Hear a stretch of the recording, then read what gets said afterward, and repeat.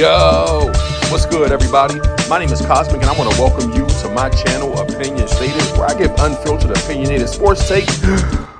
Let's go.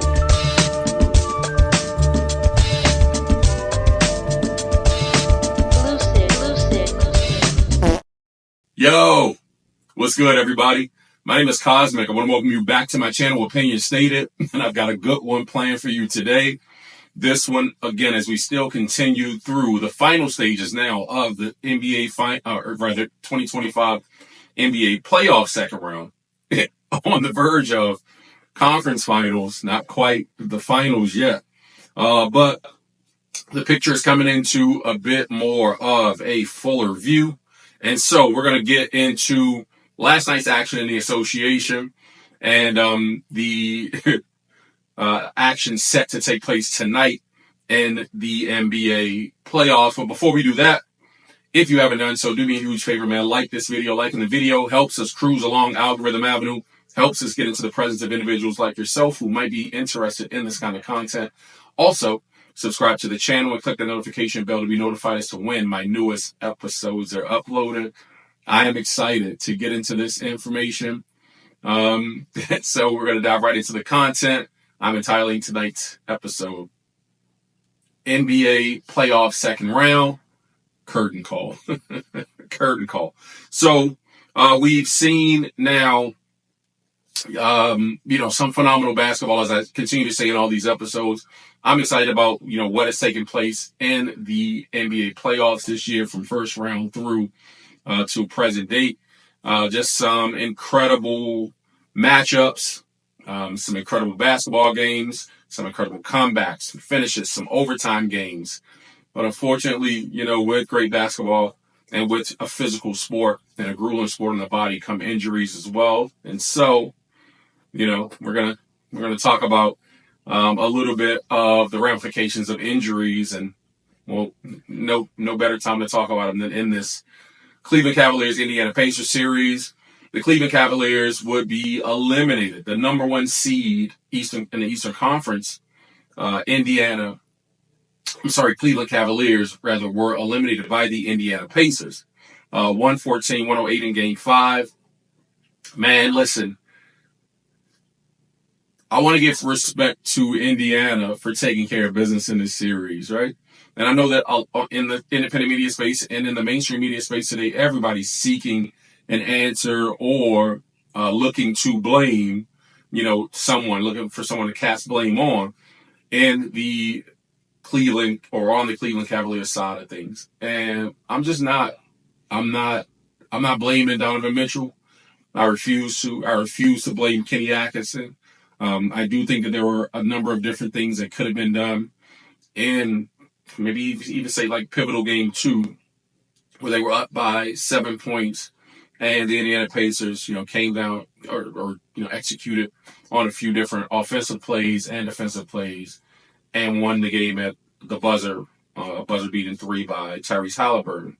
So there are a number of, little small mistakes that cost them a game in that sense.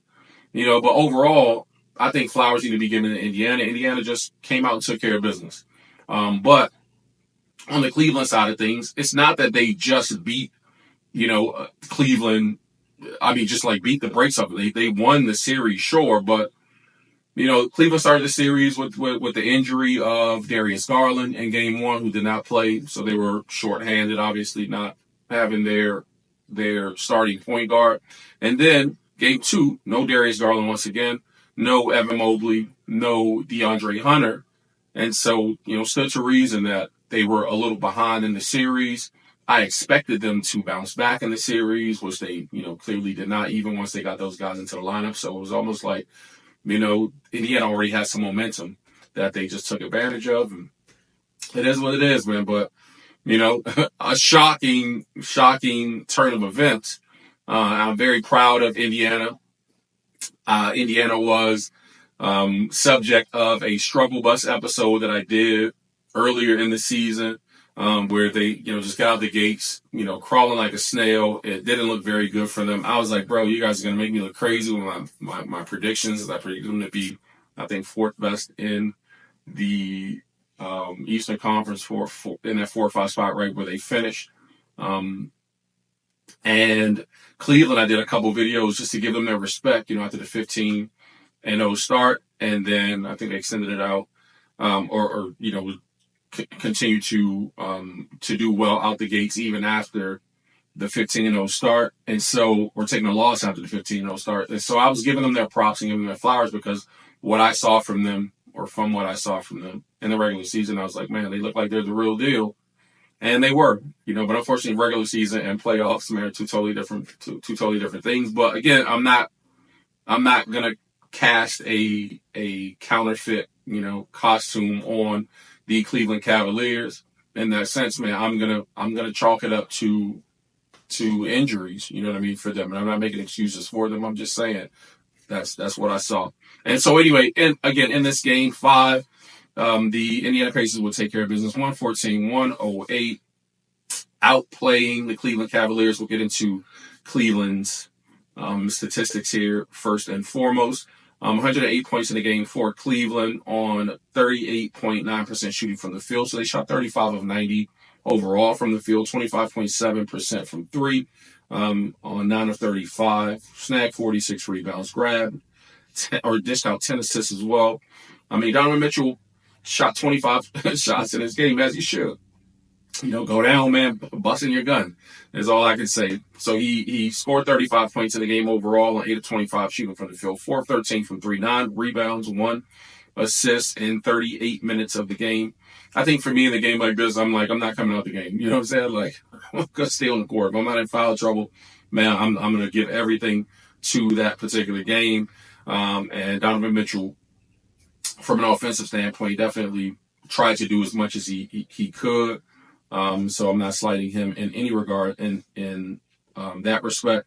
But Darius Garland, 11 points in the game for him on 4 of 16 shooting, just horrible shooting, for the team. And 25% from twos for Darius Garland from 2-point land is just not a good look. 0 for 6 from 3, 4 rebounds, 3 assists in the game for him. Also, Jared Allen only contributed 9 points, 4 rebounds. Shockingly enough, the last 2 games for Jared Allen, man, rebound totals have been very, very minimal. So, I think great things happen for them, obviously, when Jared Allen is cleaning glass. But, yeah, not in this particular contest.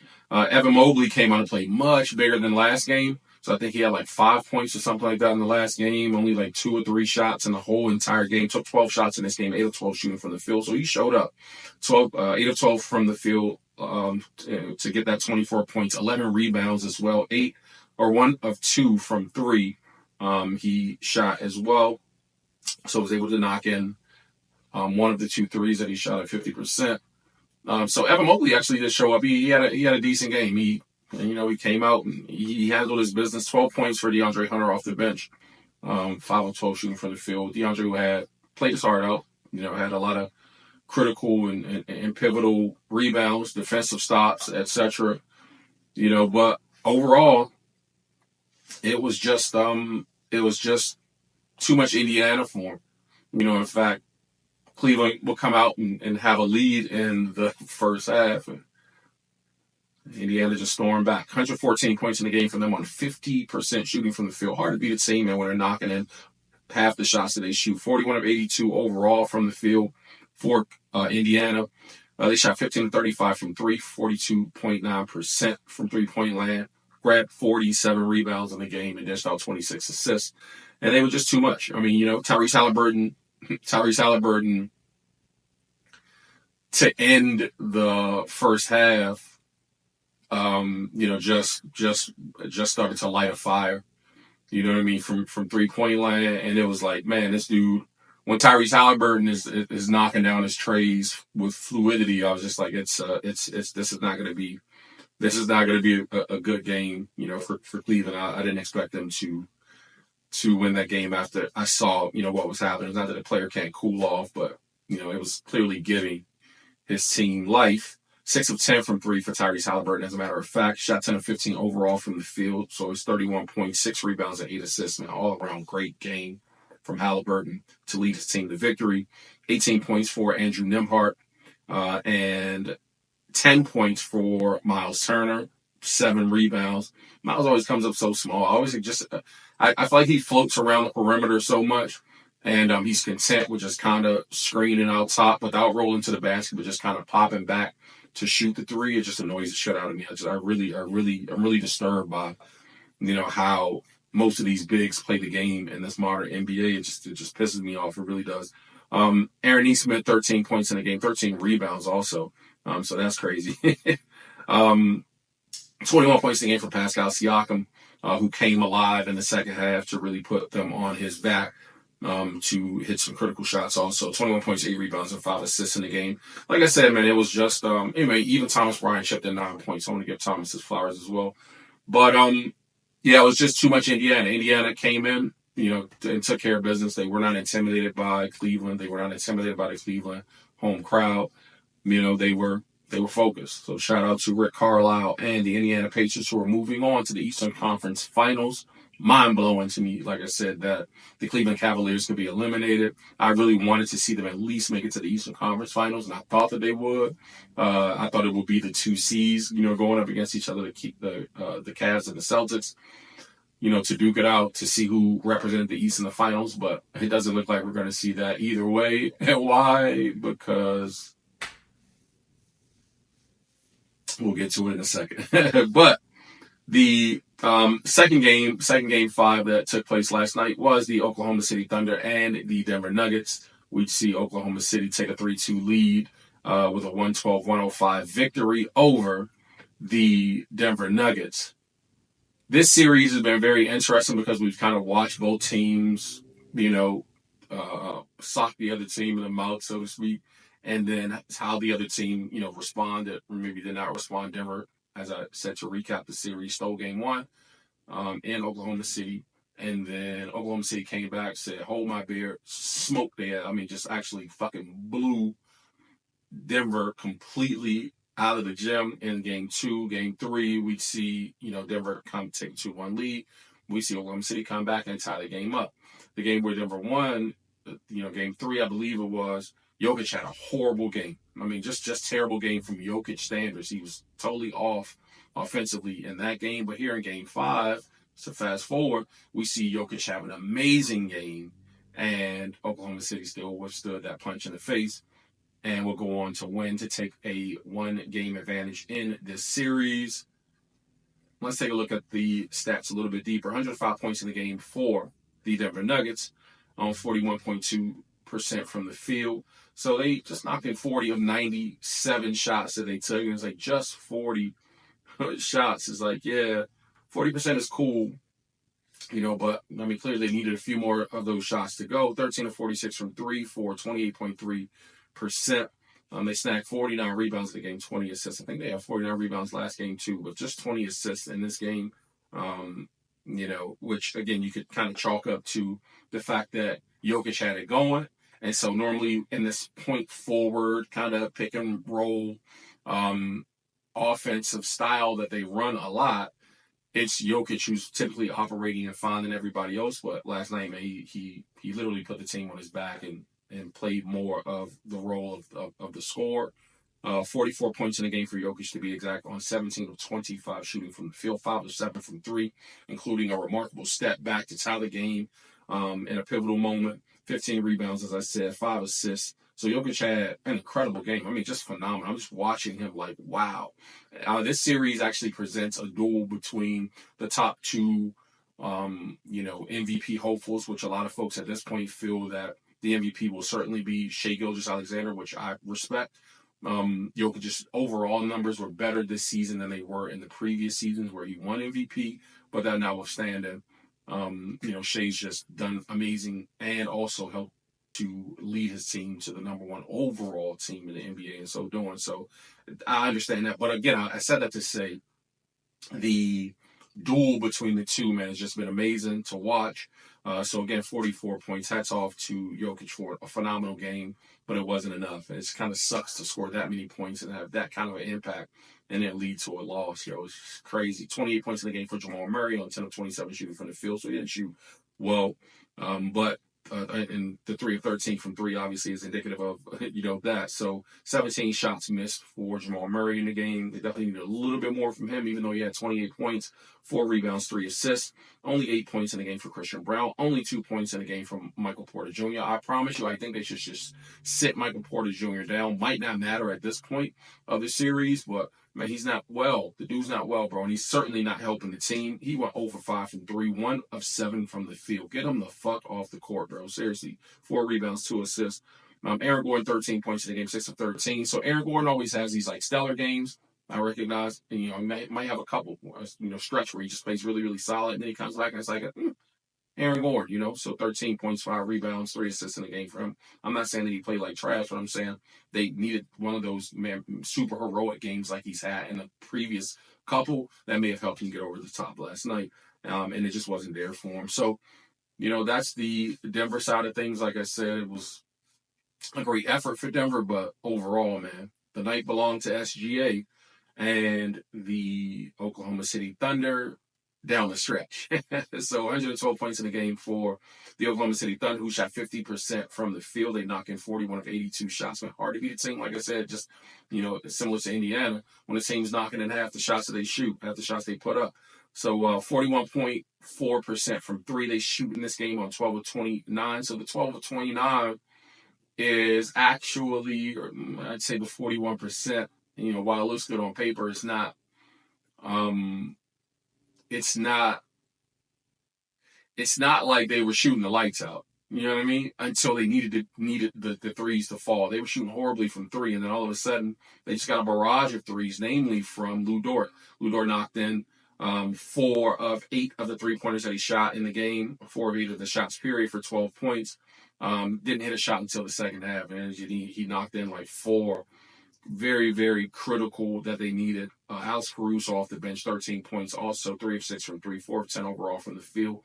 Hit, clutch 3. I go to Jalen Williams, also 18 points in the game, 2 of 5 from 3, 5 of 14 from the field overall, 9 rebounds, 4 assists. Jalen had a critical 3 as well. Shai Gilgeous-Alexander, 31 points in the game, 1 of 3 shooting from 3, 12 of 23 overall, 6 rebounds, 7 assists for Shai in the game. But he hit a critical walk-up 3-pointer and crunch that broke, that broke the back and set the stage for that victory for Oklahoma City in this game. 15 points for Isaiah Hartenstein in the game, 7 rebounds for him as well. 14 from Chet Holmgren, 8 rebounds on 6 of 9 shooting from the field, 1 of 2 from 3. Yeah, Oklahoma City just when they needed it most, they got help from you. You just heard me mention 4 different players who stepped up and hit critical shots when they needed them. And, they were just able to withstand the impact of a Nikola Jokic, who played lights out, incredible, absolutely amazing last night. And so, Jokic would be the headline today if it were not for the threes hit by Lou Dort. So shout out to Lou Dort, really, because Lou Dort's threes, helped them to erase a 6-point deficit, I believe it was, and then get themselves into a space of taking the lead. So they went from down 6 to like up 7, and it was pretty much a wrap from there. So that series, I think I want to say, again, I would love to see this series go 7 games, but I'm just not quite sure, I'm just not quite sure what kind of, Denver team will get, man, coming out in this one. I think that, obviously, as I was saying in the last episode, with Denver coming out, winning game 5, taking the 3-2 lead, I didn't really put much faith in the kids, Oklahoma City, to actually, win a game 6. I give more belief, I guess I would say, to Denver to win the game 6. I could, put my eggs in that cart. I wouldn't put my money on it, but if I had to go with a team that could be resilient enough to win a game 6, it would certainly be the Denver Nuggets. But the flip side of, I guess, the statement that I just made, and then that in comparison to that of yesterday, if Denver is able to come out and win game 6, then they lose in game 7. You know what I mean? So I'll just say that. That's just how I perceive it to play out. Because winning 2 consecutive games at this point, I mean, nobody's done in the series. Oklahoma City will certainly have to do so in this game to close out the series, meaning the upcoming game 6. And it's possible, you know what I mean? But it is yet to be done. So on to tonight's games. Games 5, the critical, I think, closeouts and what give credence to my curtain call title for today. Unfortunately, Jason Tatum would suffer an Achilles rupture, so he underwent surgery on yesterday to repair that Achilles and hopefully get him back into the space of fast healing. And given the medical technology and medical or advances in medicine, the folks who've gotten these surgeries that we mostly think about nowadays, like Kobe, from his final stages of his career, but he was able to come back from the Achilles. Wasn't quite the same. Maybe that was attributed to age, but the most successful that I can recall hearing about, meaning an athlete after the surgery, is one Kevin Durant, who bounced back from the surgery and came back in still playing like Kevin Durant. And so I'm hoping that JT has a similar fortune. We shall see. But the Knicks look to close out this series tonight in Game 5. They lead the series 3-1. I'm just going to take a look at the odds here. Taking a look at the odds, the Celtics are favored by 4.5 points in this game. The odds makers are funny. The money line is at plus 156, so $1 gets you $1.50. You know what I'm saying?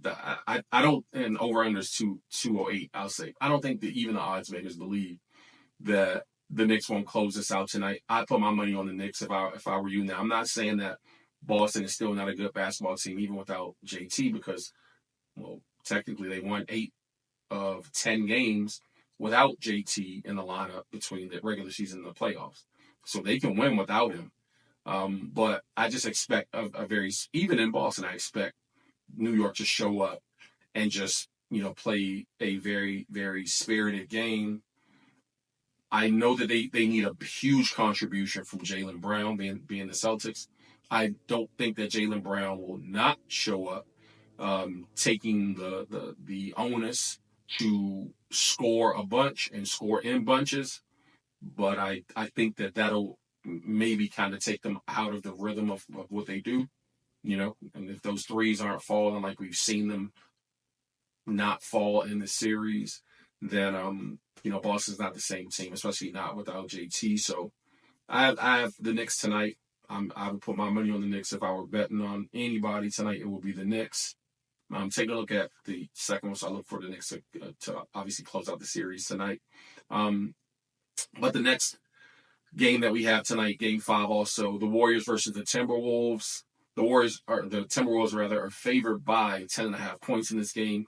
Money line plus 385, so $1 gets you $3.85. If you just want to take the Warriors to win straight up, I don't think the Warriors can win this game tonight. Over and under is 202.5. I think the game will definitely go over 202, because I think that the Timberwolves will come out tonight and beat the shit out of Golden State. I think they're gonna beat the shit out of them. I don't know if that spells good news from Golden State in terms of being able to score the ball, but I expect Jimmy to come out and be more assertive offensively, in addition to kind of allowing his teammates to get going. I don't think he'll sit back and just kind of rest on his laurels like he did last game. I think they'll find a pretty good balance, which will help them to score the ball, but I just don't think that they'll be able to score and keep up with Minnesota tonight. So I look for Minnesota to close this one out. I'm not sure about the 10.5 points, so I probably stay away from that. I'm not sure if Golden State could cover the 10.5. I certainly don't expect them to win, but covering the 11 points, I think it can get out of hand. So if it gets out of hand, then obviously Minnesota's a lock for the 10.5 points, but or to give up the 11 points essentially. But that's just what I'm saying. I'm not giving you advice on gambling, just taking a look at the landscape, man. So that's been the basis of this episode. I want to thank you guys for tuning in. I appreciate you, man. Bring on tonight's basketball. The playoffs have not disappointed, one iota. I am really grateful for the basketball action that I've gotten a chance to take a look at. I appreciate you guys for taking a listen and a watch, as I have just shared my insights and opinions. Leave your opinion in the comment section. I'll catch you guys in the next episode. Definitely look forward. Blessings.